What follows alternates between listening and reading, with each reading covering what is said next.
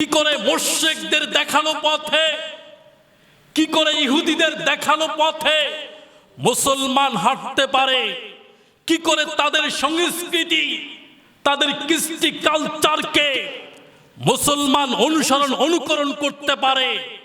যদি আকল থাকে, বিবেক থাকে, কোন মুসলমান 31st নাইট উদযাপন করতে পারে না। যদি বিবেক থাকে, যদি ঈমান থাকে, কোন মুসলমানের সন্তান হ্যাপি নিউ ইয়ার উদযাপন করতে পারে না। এটি ইহুদি খ্রিস্টানদের কালচার, এটি মুশরিকদের কালচার। তারা এটা আবিষ্কার করেছে মুসলমানকে ধ্বংস করে দেওয়ার জন্য, মুসলমানের ঐতিহ্যকে মুছলে দেওয়ার জন্য, মুসলমানের ঈমানকে ধ্বংস করার জন্য তারা এই 31st নাইটকে আবিষ্কার করেছে এবং এটা মুসলমানের সামনে খুব সাজিয়ে গুছিয়ে তারা প্রেজেন্টেশন করছে। আর মুসলমান প্রতিযোগিতার মাধ্যমে সেই খাদ্যটা খেয়ে নিচ্ছে। কি হচ্ছে এই রাতে? যুবতী মেয়ে আর যুবতী ছেলে এই রাতের গহীন আঁধারে ঘর থেকে বেরিয়ে পার্কের কোণায়, রাস্তাঘাটে, চায়ের দোকান, হোটেলগুলো তারা আবদ্ধ করে রেখেছে, রমরমা করে রেখেছে। তারা অশ্লীল, বেহায়াপনা, নির্লজ্জ কাজগুলো রাস্তায়, মোড়ে মোড়ে, পার্কে, হোটেলে, চায়ের দোকানে চলছে।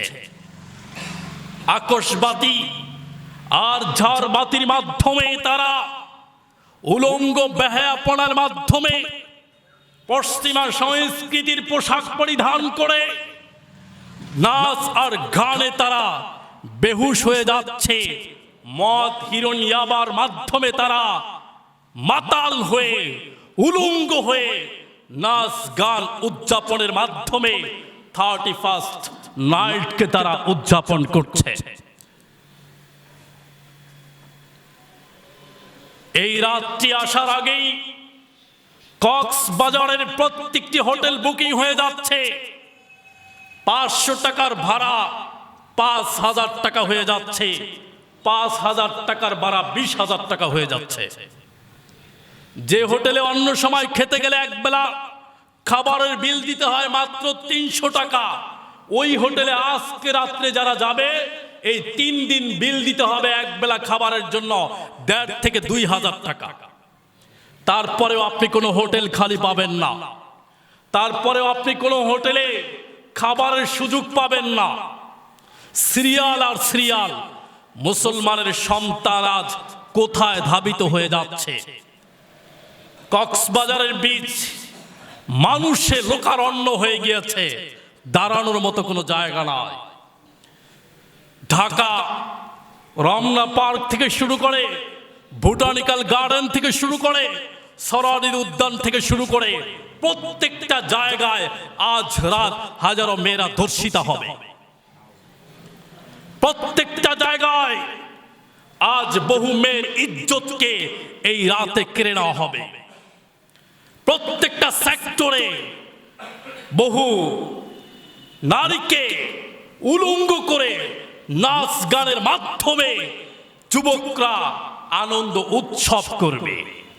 এটার নাম হলো 31st নাইট। মুসলমানের মেয়েদেরকে ধর্ষিতার মাধ্যমে 31st নাইটকে উদযাপন করা হচ্ছে। মুসলমানের ইজ্জতকে কেড়ে নিয়ে 31st নাইটকে উদযাপন করা হচ্ছে। আমার আকলে আসতেছে না, আমার বিবেকে বুঝে আসে না ওই বাবা কেমন বাবা, যেই বাবা এই রাতে তার মেয়েকে একা ছেড়ে দেয়। ওই সন্তান কেমন সন্তান, যেই সন্তান এই রাতটি উলঙ্গ বেহায়াপনার মাধ্যমে উদযাপন করে। এটা আমার বুঝে আসে না।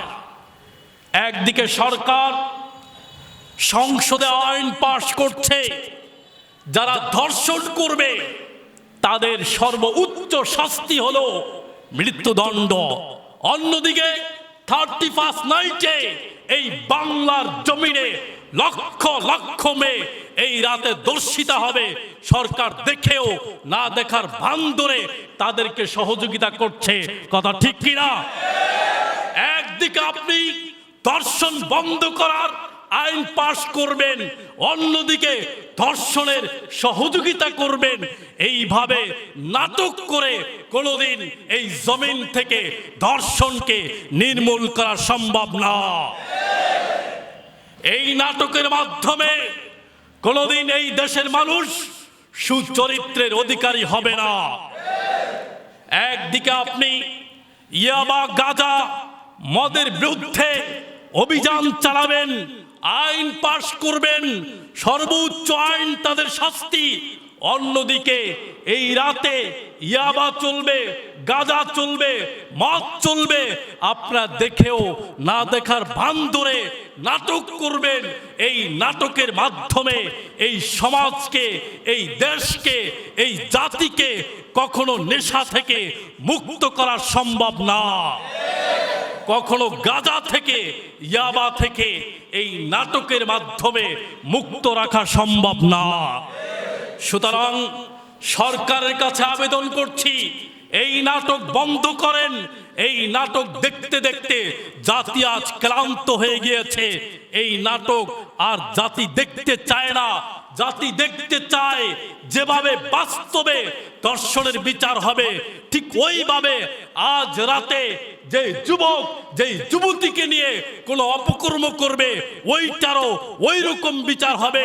এটাই জাতি দেখতে চায়। সুতরাং সরকারের কাছে আকুল আবেদন জানাচ্ছি, আজ রাতে যদি কোনো যুবতী মেয়েকে নিয়ে কোনো যুবক কোনো অশ্লীল কাজে মেতে উঠে, ওখানেই প্রশাসন তাদেরকে বাধা দিবে, ওখানেই তার বিচার হবে। যদি এইভাবে প্রশাসন বিচার তুলে নেয় হাতে, আমি জানতে চাই এই সমাজে কোনো যুবক কোনো যুবতীকে ধর্ষণ করার সাহস কি আর পাবে? সাহস আসার প্রশ্নই আসে না। যাকে দিয়ে ভূত ছাড়াবেন তাকেই ভূতে ধরেছে, ভূত ছাড়াবেন আজ কাকে দিয়ে? যেই প্রশাসন দেশকে একটি সুশীল সুন্দর দেশে পরিণত করবে, সেই প্রশাসনের মধ্য থেকেই মাঝে মধ্যে আমরা শুনি ধর্ষণের আওয়াজ। কথা ঠিক কিনা? কিছুদিন আগে কি ফেসবুক আপনারা দেখেন নাই? এটা মারাত্মক দুঃখজনক কথা। সুতরাং সকল প্রশাসন ভাইকে আমি ছোট করছি না, তাদের মধ্য থেকে কিছু লোক এই কাজটা করে তাদের বদনাম করছে। আমি তাদের কাছে অনুরোধ করব, এদেরকে আপনারা ধরেন, চিহ্নিত করেন, যাতে আপনাদের বদনাম না হয় সেই দিকে আপনারা একটু দৃষ্টি দেন।